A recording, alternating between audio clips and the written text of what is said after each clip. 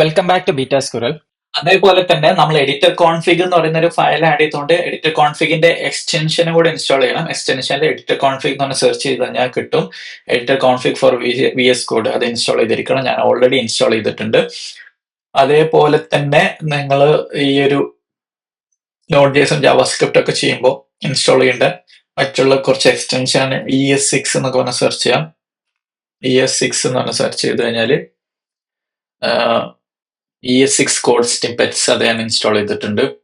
JavaScript അപ്പൊ ജാവാസ്ക്രിപ്റ്റിന്റെ JavaScript and TypeScript nightly എന്ന് പറഞ്ഞിട്ടുള്ള അത് ഞാൻ ഇൻസ്റ്റാൾ ചെയ്തിട്ടുണ്ട്. അത് എക്സ്റ്റൻഷൻ ഒക്കെ ഇടയ്ക്കിടയ്ക്ക് അപ്ഡേറ്റ് ചെയ്യുമ്പോൾ ഇങ്ങനെ റീസ്റ്റാർട്ട് എക്സ്റ്റൻഷൻ എന്നാണ്. അത് ക്ലിക്ക് ചെയ്ത് കഴിഞ്ഞാൽ ആ എക്സ്റ്റൻഷൻ അപ്ഡേറ്റ് ആവും. പിന്നെ അതേപോലെ നമുക്ക് വേണ്ട വേറെ ഒന്നാണ് ESLint. ESLint എന്ന് പറയുന്ന ഒരു എക്സ്റ്റൻഷൻ ഇൻസ്റ്റാൾ ചെയ്യണം. അത് ഇൻസ്റ്റാൾ ചെയ്ത് ഇനി നമുക്ക് വേറെ കുറച്ച് കാര്യങ്ങൾ ചെയ്യാനുണ്ട്. എന്താണ് ഈ ESLint കൊണ്ട് ഉദ്ദേശിക്കുന്നതെന്ന് വെച്ച് കഴിഞ്ഞാല് നമ്മൾ കോഡ് ഒക്കെ എഴുതുമ്പോൾ എന്തെങ്കിലും മിസ്റ്റേക്ക് ഒക്കെ വരുത്തല്ലോ. ചില വാർണിങ്സ്, എറേഴ്സ് അല്ല വാർണിങ്സ് ഒക്കെ വരുത്തും. അപ്പൊ അതൊക്കെ നേരത്തെ കോഡ് ചെയ്യുമ്പോൾ തന്നെ നമുക്ക് എററാക്കി കാണിച്ചു തരുന്നതാണ് ESLint എന്ന് പറയുന്നത്. പിന്നെ അതേപോലെ തന്നെ ഫിക്സ് ചെയ്യാനും പറ്റും, ബെസ്റ്റ് പ്രാക്ടീസിലേക്ക് ചേഞ്ച് ചെയ്യാം. ഫോർ എക്സാമ്പിൾ ഇവിടെ നമ്മൾക്ക് റിക്വസ്റ്റ് റെസ്പോൺസ് 2 വേരിയബിൾ ഉണ്ട്. പക്ഷെ ആ വേരിയബിൾ നമ്മൾ യൂസ് ചെയ്തിട്ടില്ല. അപ്പൊ യൂസ് ചെയ്തെന്നല്ല വെറുതെ വേരിയബിൾ ഉണ്ടാക്കി വെക്കണ്ടല്ലോ, അതൊക്കെ വാർണിംഗ് ആണ്. അപ്പൊ അങ്ങനത്തെ ഒക്കെ കാണിക്കാൻ വേണ്ടിയിട്ടാണ് ESLint ഉപയോഗിക്കുന്നത്. അപ്പൊ ആദ്യം ESLint എക്സ്റ്റൻഷൻ ഇൻസ്റ്റാൾ ചെയ്യുക. പിന്നെ അത് നമ്മൾ പ്രോജക്റ്റിൽ കോൺഫിഗർ ചെയ്യേണ്ടതുണ്ട്. പ്രോജക്റ്റിലും കൂടെ സെറ്റ് ചെയ്യണം. അപ്പൊ നമുക്കൊന്ന് സെർച്ച് ചെയ്യാം. ആഡ് ESLint Node.js പ്രോജക്റ്റ് നമ്മൾ സെർച്ച് ചെയ്യാം. ഗൂഗിളിൽ തന്നെയാണ് സെർച്ച് ചെയ്യുന്നത്. അപ്പം ESLint.org ഞാൻ നേരത്തെ പറഞ്ഞു, ESLintന്റെ തന്നെ ഡോക്യുമെന്റേഷൻ, ഓരോന്നിന്റെ ഒഫീഷ്യൽ ഡോക്യുമെന്റേഷൻ ആണ് ബെറ്റർ. അപ്പൊ അതിലേക്ക് പോവാം. അപ്പൊ എങ്ങനെയാണ് ഇൻസ്റ്റാൾ ചെയ്യേണ്ടതെന്നുള്ള വന്നിട്ടുണ്ട്.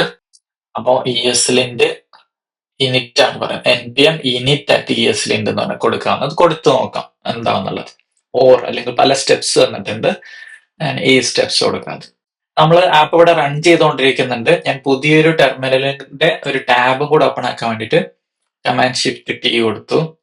Command-Shift-T അല്ല, Command-T കൊടുത്തു. അപ്പൊ കണ്ട് 2 ടാബ്, ഒരു ടാബ് ഇവിടെ റൺ ചെയ്യുന്നുണ്ട്, മറ്റൊരു ടാബ് ഇവിടെ ഉണ്ട്.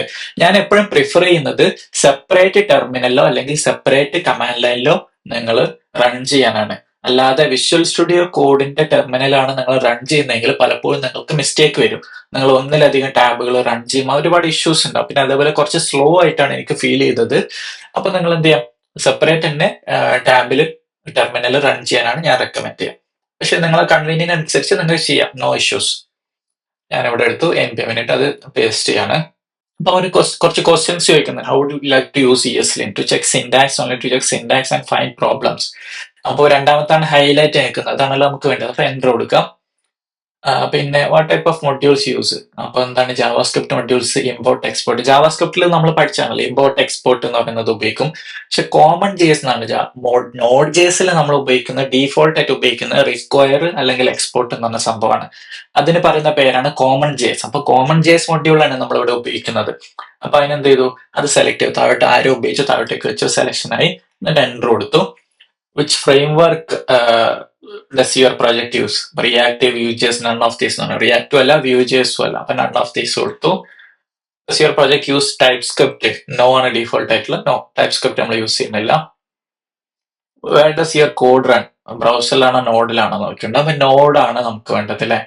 അത് നമ്മള് നോഡ് എന്ന് പറഞ്ഞു കൊടുത്തു. അപ്പോ ESLint കുറച്ച് ഡിപ്പെൻഡൻസീസ് ഇൻസ്റ്റാൾ ചെയ്യുന്നുണ്ട്. Would you like to install ഉണ്ടാവും. യെസ് ആണ് സെലക്ട് ചെയ്തത്, യെസ് കൊടുത്തു. ഏത് യൂസ് ചെയ്തിട്ടാണ് npm, യെസ് കൊടുത്തു. അങ്ങനെ അത് കഴിഞ്ഞാൽ, ആ സ്റ്റെപ്പ് കഴിഞ്ഞാൽ നിങ്ങളെ ഫോൾഡർ നോക്കിക്കഴിഞ്ഞാൽ നിങ്ങളെ ഒരു ഫയൽ ഇവിടെ ക്രിയേറ്റ് ആയിട്ടുണ്ടാവും.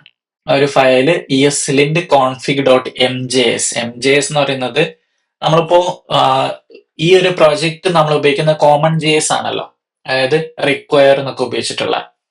അപ്പൊ ഈ കോമൺ JSൽ തന്നെ വേറൊരു ഫയൽ നിങ്ങൾക്ക് ഇമ്പോർട്ട് എക്സ്പോർട്ട്, അതായത് ജാവാസ്ക്രിപ്റ്റിന്റെ നോർമൽ ഇമ്പോർട്ട് എക്സ്പോർട്ട് ഒക്കെ ഉപയോഗിക്കണം എന്നുണ്ടെങ്കിൽ ആ ഫയലിന്റെ എക്സ്റ്റൻഷൻ MJS എന്നായിരിക്കണം. ജാവാസ്ക്രിപ്റ്റ് മൊഡ്യൂൾ എന്നാണ് അതിന്റെ അർത്ഥം. അപ്പൊ ഇതിന് .mjs എന്ന എക്സ്റ്റൻഷൻ ഉള്ളത് കൊണ്ടാണ് ഇതിൽ നമുക്ക് ഇമ്പോർട്ട് കൊടുക്കാവുന്നത്. Import globals from globals, plugin JS from ESLint JS എന്നൊക്കെ പറഞ്ഞിട്ട് വന്നത്. ഡീഫോൾട്ട് അവർ ക്രിയേറ്റ് ചെയ്തതാണ്. അല്ലെങ്കിൽ നമ്മളെ പ്രോജക്റ്റിൽ എന്താണ് നമ്മൾ ഉപയോഗിക്കുന്നത്, റിക്വയർ ആണ് ഉപയോഗിക്കുന്നത്, ഇമ്പോർട്ട് അല്ല. അതുകൊണ്ട് MJS കൊണ്ട് ഉദ്ദേശിക്കുന്നത് അതാണ്. അപ്പോൾ ഒരു നോഡ് JSന്റെ പ്രോജക്റ്റില് ഏതെങ്കിലും ഒരു സ്പെസിഫിക് ആയിട്ടുള്ള ഒരു ഫയൽ നിങ്ങൾക്ക് ഇമ്പോർട്ട് എക്സ്പോർട്ട് ഉപയോഗിക്കണം എന്നുണ്ടെങ്കിൽ ഇങ്ങനെ ആ ഫയലിന്റെ പേര് JS എന്നുള്ള മാറ്റിയിട്ട് MJS ആക്കിയാൽ മതി. അപ്പൊ ഇങ്ങനെ ഒരു കോൺഫിഗറേഷൻ വന്നല്ലോ. ഇനി നമ്മളെ ആപ്പിൽ വന്നു. അപ്പൊ ഇവിടെ നമുക്കൊരു വാർണിംഗ് ആയിട്ട് കാണാം. ഓൾറെഡി അതിൽ ഹോവർ ചെയ്ത് കഴിഞ്ഞാൽ അവിടെ എന്തുണ്ട്, rest is declared but it's value never red എന്ന് പറഞ്ഞിട്ടുള്ള അവിടെ കാണാൻ പറ്റും. ഇനി നമുക്ക് ഇത് ഈ എറേഴ്സ് ഒക്കെ ഇങ്ങനെ റൺ ചെയ്തിട്ട് എന്തൊക്കെ എറേഴ്സ് ഉണ്ടെന്ന് ഇങ്ങനെ കാണാൻ പറ്റും. പിന്നെ വേണ്ടത് ഇനി if you want specific shareable config that hosted on npm we can use config option and specific package name. കോൺഫിഗറേഷനിൽ എങ്ങനെയാണ് കൊടുക്കുന്നതെന്നൊക്കെ ഒന്നും, ഗ്ലോബൽ ഇൻസ്റ്റാൾ മാനുവൽ സെറ്റപ്പ്, മാനുവലായിട്ട് കോൺഫിഗറേഷൻ എങ്ങനെയാണ് ചെയ്യുന്നത്, കമാൻഡ് ലൈൻ ഓപ്ഷൻസ്. ഇനി ESLint എന്ന് പറഞ്ഞ കൊടുത്തു കഴിഞ്ഞാൽ നമുക്ക് എന്ത് ചെയ്യണം, നമ്മളെ സംഭവം വർക്കാണോ. അപ്പൊ ജസ്റ്റ് ESLint എന്ന് പറഞ്ഞാൽ നമ്മളെ പ്രോജക്റ്റിൽ റൺ ചെയ്ത് നമ്മൾ ESLint ഇൻസ്റ്റാളും ചെയ്തു, കോൺഫിഗറും ചെയ്തു. അപ്പോൾ വാർണിംഗ്സും എറേഴ്സും ഒക്കെ കാണിക്കും. Expense tracker app JS request is defined but never red ഉണ്ടല്ലേ, ലൈൻ നമ്പർ ഒക്കെ കൊടുത്തിട്ട് 4 പ്രോബ്ലം എന്നൊക്കെ കാണിക്കുന്നുണ്ട്. അപ്പൊ ഇതും നമുക്ക് എന്ത് ചെയ്യാം, ESLint എന്ന് കമാൻഡ് കൊടുക്കുന്നതിന് പകരം ഈ ഒരു സംഭവം നമുക്ക് ഒരു പാക്കേജ് JSON-ൽ ആഡ് ചെയ്ത് വെക്കാം, സ്ക്രിപ്റ്റ് ആയിട്ട് ആഡ് ചെയ്ത് വെക്കണം. നമുക്ക് ജാവാസ്ക്രിപ്റ്റ് ഫയൽ മാത്രം എന്ത് ചെയ്താൽ മതി, വാലിഡേറ്റ് ചെയ്താൽ മതി. അപ്പൊ അതുകൊണ്ട് ആ പാത്തും കൂടെ നമുക്ക് കൊടുക്കാം. ഇവിടെ നമ്മള് സ്ക്രിപ്റ്റിൽ വന്നിട്ട് ലിങ്ക് ESLint സ്പേസ് ഇട്ടിട്ട് പാത്തും കൊടുക്കുക *****.js. അതായത് എല്ലാ ഫോൾഡറിന്റെ ഉള്ളിലുള്ള JS ഫയൽ മാത്രം നോക്കാൻ വേണ്ടിയിട്ട് ലിങ്ക് എന്ന് പറഞ്ഞാൽ കൊടുത്തു. ഇനി ഇത് ഫിക്സ് ചെയ്യാനും പറ്റും. നമുക്ക് ഓട്ടോമാറ്റിക് ഫിക്സബിൾ ആയിട്ടുള്ള ചില പ്രോബ്ലംസ് ഒക്കെ ഓട്ടോമാറ്റിക് ഫിക്സ് ചെയ്യാൻ പറ്റും. അതിന് വേണ്ടിയിട്ട് നമുക്ക് ഫിക്സ് എന്ന് കൂടെ കൊടുത്താൽ മതി. അപ്പൊ അതിന് വേണ്ടിയിട്ട് ഒരു സ്ക്രിപ്റ്റ് ഉണ്ട്, ലിങ്ക് :fix ESLint : എന്നും കൂടെ കൊടുത്തിട്ട് അത് ESLint *JS സെയിം തന്നെ, എന്നിട്ട് --fix എന്നും കൂടെ ഇട്ടു. നമുക്ക് ട്രൈ ചെയ്ത് നോക്കാം. എല്ലാം ഒന്നും അങ്ങനെ അല്ലിട്ടല്ല. എന്നിട്ട് npm run lint എന്ന് പറഞ്ഞു കൊടുത്താൽ എന്താണ്, നേരത്തെ ആ സെയിം സംഭവം തന്നെ വരും. ഇനി npm run lint അതിന്റെ കോളൻ എന്തായാലും നമ്മൾ ഫിക്സ് അല്ലേ, ഫിക്സ് എന്ന് പറഞ്ഞത്. അപ്പോൾ ആ ഒരു ഇത് എന്താക്കാൻ പറ്റില്ല, ഫിക്സ് ആക്കാൻ പറ്റില്ല. ചില അലൈൻമെന്റിന്റെ ഇഷ്യൂസ് ഒക്കെ ആണെങ്കിൽ എന്ത് ചെയ്യും, ഓട്ടോമാറ്റിക് ആയിട്ട് ഫിക്സ് ആവും. പക്ഷെ ഇതെന്താണ്, നമുക്കൊരു സംഭവം റിമൂവ് ചെയ്യാനുള്ളതാണ്. അപ്പൊ അതുകൊണ്ട് എന്തായിട്ടില്ല, ഓട്ടോമാറ്റിക് ആയിട്ട് ഫിക്സ് ആയിട്ടില്ല. നമ്മളിവിടെ ഉപയോഗിക്കുന്നില്ലെങ്കിൽ ഇതിന്റെ ആവശ്യമില്ല. സേവ് ചെയ്തു, വീണ്ടും ലിങ്ക് നോക്കിക്കഴിഞ്ഞാൽ ഇപ്പോ ഇഷ്യൂസ് ഒന്നുമില്ല. അപ്പൊ നിങ്ങൾ എന്ത് ചെയ്യണം, ഓരോ പ്രാവശ്യം കോഡ് കമ്മിറ്റ് ചെയ്ത് പുഷ് ചെയ്യുന്നതിന്റെ മുമ്പ് ലിങ്ക് കൂടെ റൺ ചെയ്ത് നോക്കുക, നിങ്ങൾക്ക് എന്തെങ്കിലും ഇഷ്യൂസ് ഉണ്ടോ എന്നുള്ളത്. അപ്പൊ അതിനാണ് നമ്മൾ ESLint ഉപയോഗിക്കുന്നത്.